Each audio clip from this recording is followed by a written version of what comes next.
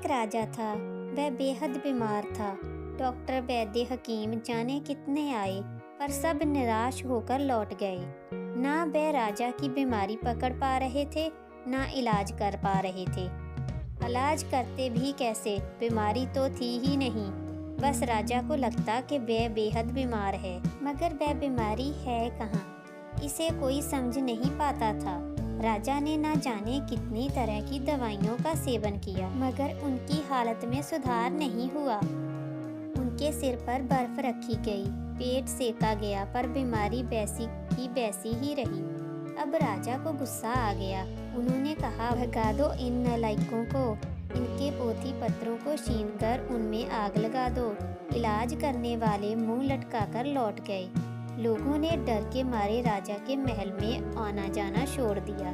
राजमहल के लोग चिंता में पड़ गए कि राजा कहीं बिना दवा के ही ना मर जाए। ऐसे समय न जाने कहां से एक सन्यासी का आगमन हुआ। उन्होंने कहा, राजा को स्वस्थ करने का उपाय मैं जानता हूँ, लेकिन ये बहुत कठिन है। क्या तुम लोग ऐसा कर पाओगे? मंत्री, कोतवाल, सेनापति, राजा के निकट के सभी लोगों ने कहा, क्यों नहीं कर पाएंगे? अगर इसमें जान भी जाए तो मंजूर है। ये सुनकर सन्यासी ने कहा, पहले एक ऐसे व्यक्ति की तलाश करो जिसके मन में कोई चिंता ना हो, जो हर हाल में खुश रहता हो। लोगों ने पूछा, जिसके बाद सन्यासी बोले, उसके बाद उस व्यक्ति के कपड़े अगर एक दिन के लिए राजा पहन ले और उस व्यक्ति के गद्दे पर रात भर सो ले, तब देखना उसकी बीमारी दूर हो जाएगी। ये एकदम ठीक ही हो जाएंगे। ये सुनकर सभी ने कहा, ये तो बड़ी अच्छी बात है। फटाफट ये खबर राजा तक पहुंचाई गई। उन्होंने कहा, अरे इतना आसान उपाय रहते ये सारे लोग अब तक क्या कर रहे थे? इतनी सी बात किसी के दिमाग में क्यों नहीं आई? जाओ उस हंसने वाले आदमी को तुरंत ढूंढकर उसका कुर्ता और गद्दा ले आओ। लोग उस आदमी की तलाश में निकल पड़े। पूरे राज्य में ढूंढो ढूंढो का शोर मच गया, लेकिन उस आदमी का पता नहीं चला। हर आदमी निराश लौटकर कहता, ऐसा आदमी तो कहीं नहीं है जिसे कोई दुख नहीं है, चिंता नहीं है, जो हमेशा हंसता रहता है, खुश रहता है। ऐसा आदमी तो कहीं मिला ही नहीं। तलाश में निकले सभी लोग लौटकर यही कहते। मंत्री नाराज होकर बोले, ये किसी काम लायक नहीं है। इन मूर्खों को पता ही नहीं तलाश कैसे की जाती है। अब मंत्री खुद ही कमर कस के निकल पड़े। बाजार पहुंचकर उन्होंने देखा, एक बड़े से आगमन में काफी भीड़ थी। एक बूढ़ा सेठ बड़ी खुशी से लोगों को चावल, दाल और पैसा दान कर रहा था। मंत्री ने सोचा, वाह, ये आदमी तो बड़ा खुश नजर आ रहा है।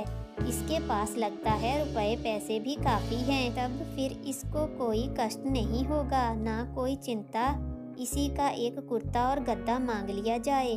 तभी उसी समय एक भिखारी सेठ से भीख लेकर बिना उन्हें प्रणाम किए वहां से जाने लगा। बस सेठ को गुस्सा आ गया। उसने उसे थप्पड़ मार दिया। फिर उसे दी गई दान सामग्री उसे छीनकर उसे जूते से पीटकर भगा दिया। ये तमाशा देखकर मंत्री मुंह बनाकर आगे बढ़ गए। फिर नदी किनारे एक जगह उन्होंने देखा कि एक आदमी मजाकिया गाने गाकर लोगों को हंसा रहा है। कोई आदमी ऐसी अदाओं से हंसा भी सकता है, मंत्री को ये पता ही नहीं था। वह भी उसके हाव भाव से ठठकाकर हंसने लगे। उन्होंने सोचा, ऐसे हंसौड़े आदमी के रहते हमारे लोग खाली हाथ क्यों लौट आए। उन्होंने अपने करीब खड़े एक व्यक्ति से पूछा, ये आदमी कौन है? उसने कहा, ये अपना गोबरा निशौड़ी है। अभी आप इसे देख रहे हैं कि ये कितना खुश मिजाज है, मगर शाम को शराब पीने के बाद इसका हुल्लड़ और उत्पात शुरू हो जाता है। इसकी हरकतों से मोहल्ले वालों का जीना मुहाल हो गया है। यह सुनकर मंत्री बहुत निराश हुए। वे फिर से हर तरह से योग्य व्यक्ति की खोज में चल पड़े। दिन भर की तलाश के बाद मंत्री थक हार कर घर लौट आए। वह प्रतिदिन उस व्यक्ति को ढूंढने निकलते और शाम को निराश होकर घर लौट आते। वे लगभग निराश हो चुके थे। अचानक अगले दिन उन्होंने एक पेड़ के नीचे एक बूढ़े को ठहाके लगाते हुए देखा। उस आदमी के बाल बढ़ गए थे, चेहरे की दाढ़ी भी बड़ी हुई थी। उसका पूरा शरीर सूख कर लस्सी की तरह ऐंठ गया था। मंत्री ने पूछा, तुम इस तरह हंस क्यों रहे हो? उसने कहा, क्यों नहीं, ये दुनिया लगातार घूम रही है, पेड़ के पत्ते झड़ते जा रहे हैं, मैदान घास से भरते जा रहे हैं, धूप निकल रही है, पानी भी बरसने लगता है, चिड़िया आकर पेड़ों पर बसेरा लेती है, फिर सब उड़ भी जाती है। यह सब आंखों के सामने दिखता रहता है, इसलिए हंसी भी आ जाती है। मंत्री ने कहा, खैर ये सब तो समझ आ गया, लेकिन सिर्फ इस तरह बैठकर हंसते रहने से कोई काम नहीं चलता।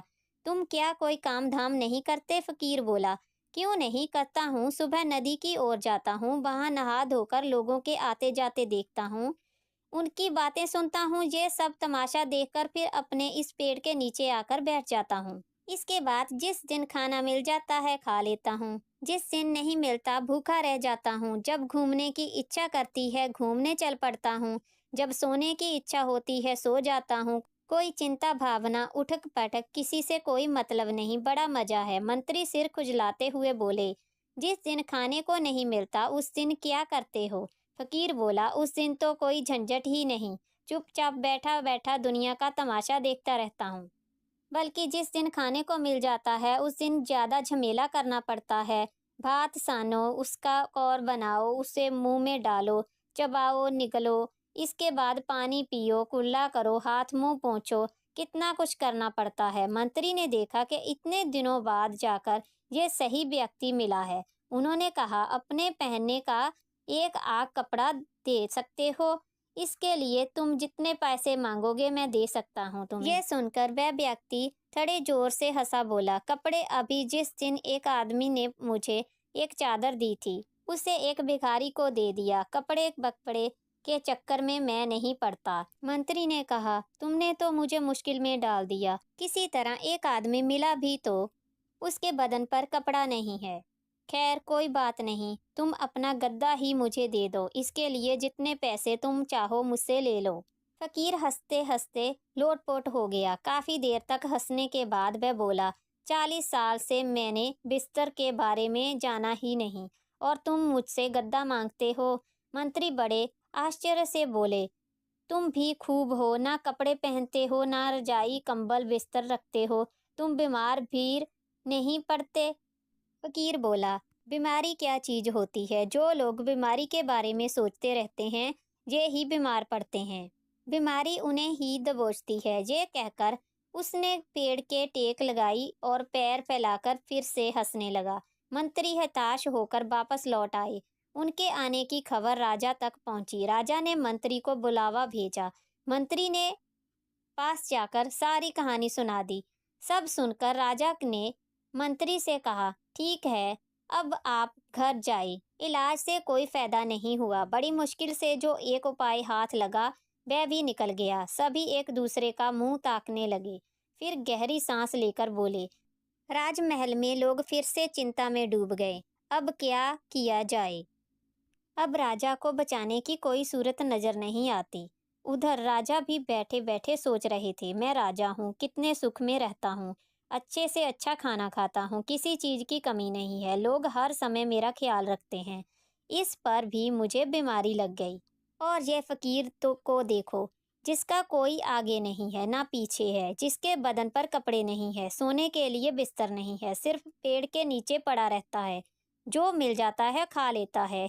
ऐसा आदमी कहता है कि भला बीमारी क्या चीज है। ये फकीर होकर बीमारी की परवाह नहीं करता और मैं राजा होकर बीमारी से डरता हूँ।